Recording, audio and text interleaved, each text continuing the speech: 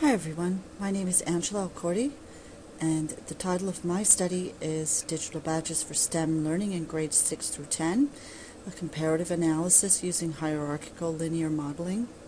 It's anticipated that my study will occur this spring and early summer. Thank you so much for taking the time to review my presentation. I really look forward to your questions, comments, and suggestions. Again, thanks so much. Angela Elkordy, doctoral candidate, Eastern Michigan University. A brief overview of the presentation. I'm going to talk a little bit about the purpose of the research, my interest in digital badges and what they are, focal points of the literature review, research questions, the research design, the proposed methods, the methods of data collection and analysis, and finally the significance of the study. Important STEM meaning science, technology, engineering, and math skills are not being taught or assessed in formal learning contexts. And what we mean by formal learning context is your traditional classroom. And that's for a variety of reasons.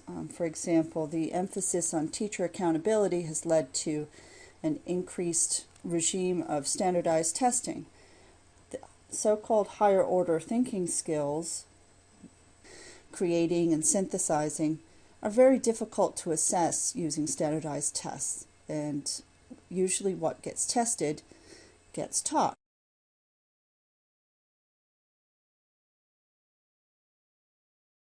So digital badges are proposed as alternative assessments and or micro-credentials which have the capacity to capture or articulate these skills, that is to describe them to interested audiences, for example, college admissions, employers. They can also be used to level up. And digital badges are also proposed to scaffold or to guide, assess, and recognize skills learned in both formal and informal contexts. It's become increasingly important to recognize the skills learned in informal or non-school contexts.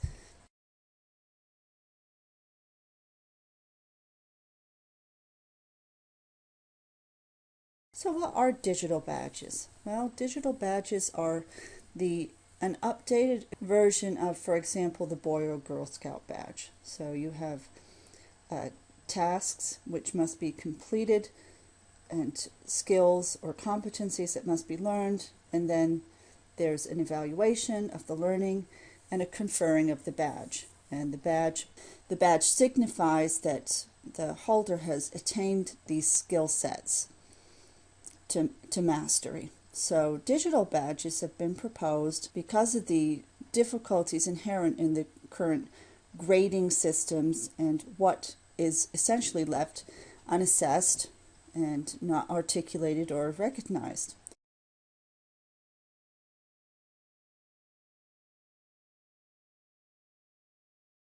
A great deal of interest was created last year through the Digital Media and Learning Competition, which sponsored the development of badges, and this captured the interest of a wide variety of publics, ranging from Arnie Duncan at the Department of Education to higher education sources, as well as informal learning environments such as museums and other areas such as online learning environments.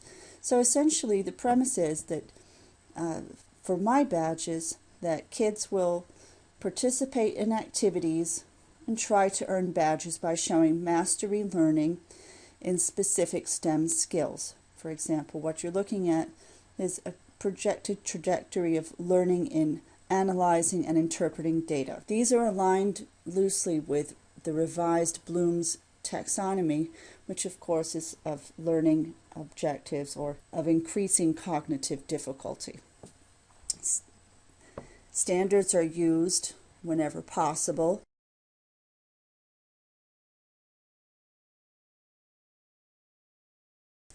After a performance assessment, the kids will earn the badges, and the badges can be displayed on their web pages. They can have paper equivalents.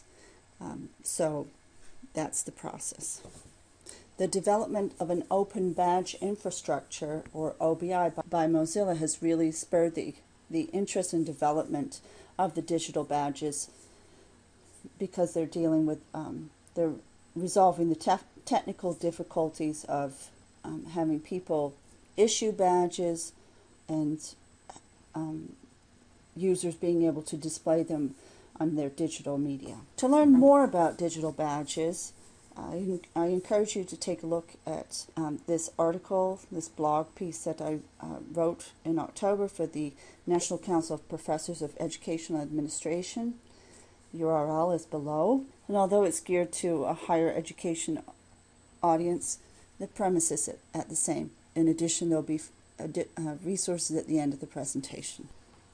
So the purpose of this study is to look at how the use of digital badge schemata, and schemata being including the learning trajectory, the performance assessment criteria.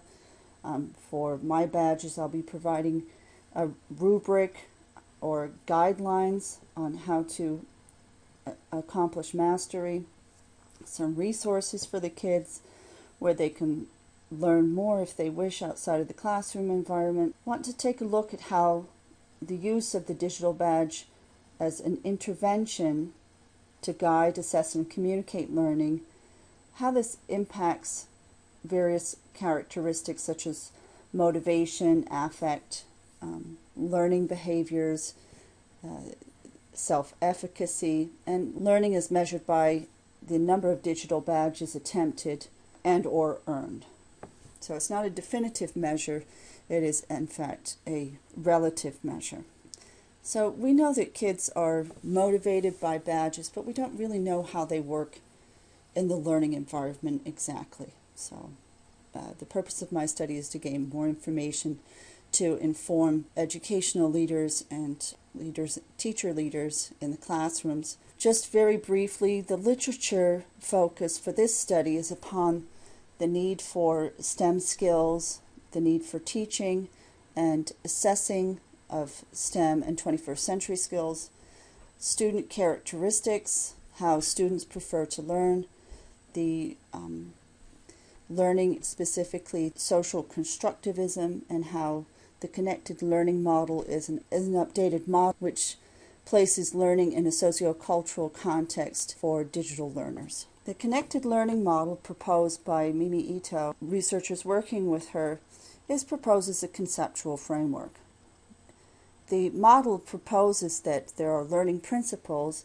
Self-directed learning is interest-powered, peer-supported, and academically oriented. The design principles that it's production-centered, it's openly networked, and it has a shared purpose. Furthermore, there are core values of equity, social connection, and full participation.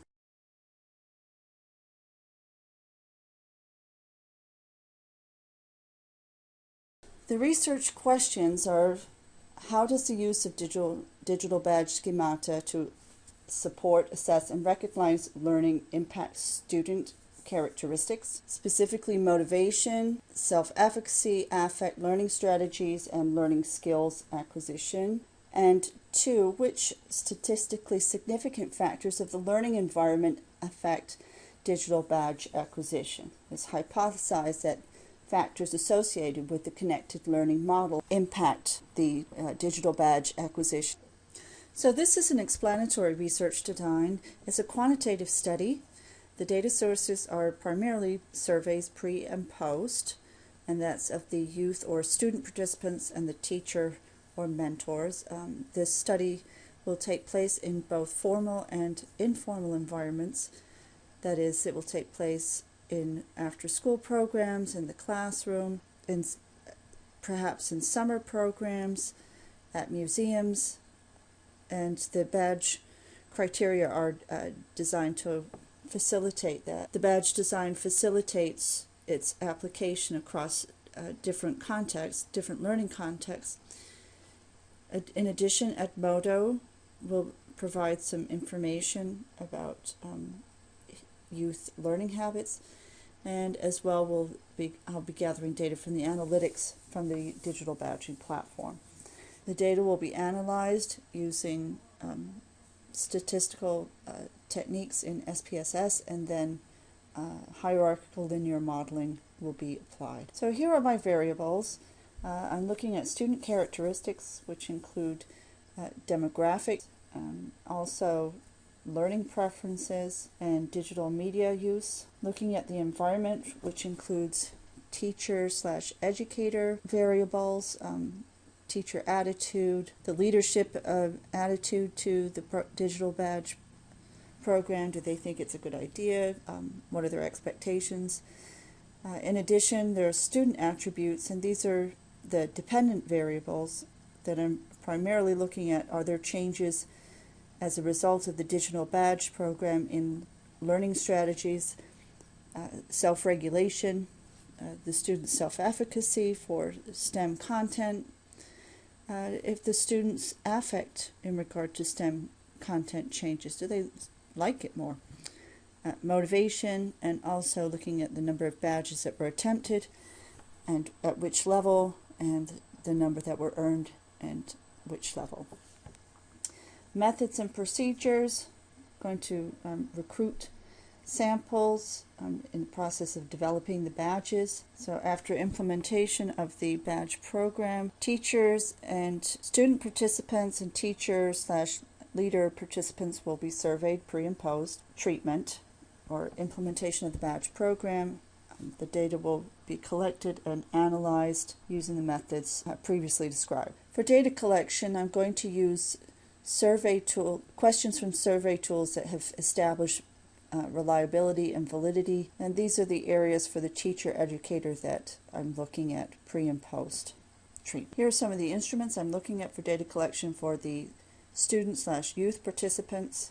Data analysis, as I explained, is going to be statistical techniques such as ANOVA and regression using SPSS, and then statistical modeling using HLM. In context where there are contextual variables, such as here we have the learning context, for example the classrooms, or the learning environments such as schools, museum programs, or after-school programs, they introduce dependencies. And what is meant by that is that the kids are more alike in the same location with the same teacher than they are not. Multi-level statistical techniques can correct for that. The outcomes of the study are that I really would like to understand how the independent variables impact the student or learner outcomes and the degree of effect for the variables, to understand the links between the formal and informal learning,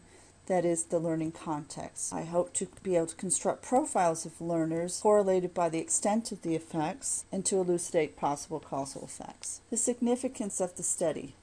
Although badges have been used in various contexts, they've been used in the military, they've been used recently in online coding environments, for example, to get web development skills, we really don't understand yet how they work in youth and how they impact the processes of learning. I'm hopeful that my research will contribute to this emerging national discourse on digital badges and alternative assessment in general, as well as inform leadership in educational contexts. Limitations and delimitations of this study. This is a really important area that has great potential to empower teachers and educational leaders in any setting, as well as to empower our youth. But there's a lot to be learned, and this study does not attempt to specifically quantify participant learning gains, to study the digital badge design itself, to predict participants' interest in learning goals, or to conduct an ethnographic analysis of the learning environment or users' experience. Although these are all very valuable topics, it's not within the scope of this current research.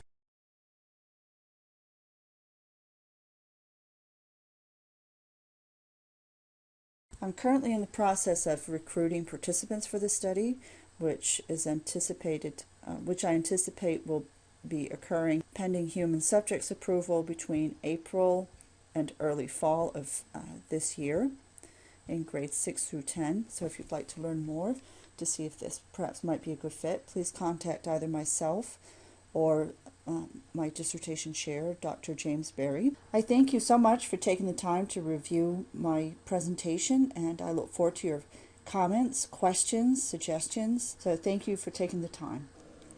Here are some additional resources for learning more about digital badges in education, followed by references. Again, thank you so very much for taking the time to listen to my presentation, and I look forward to hearing from you.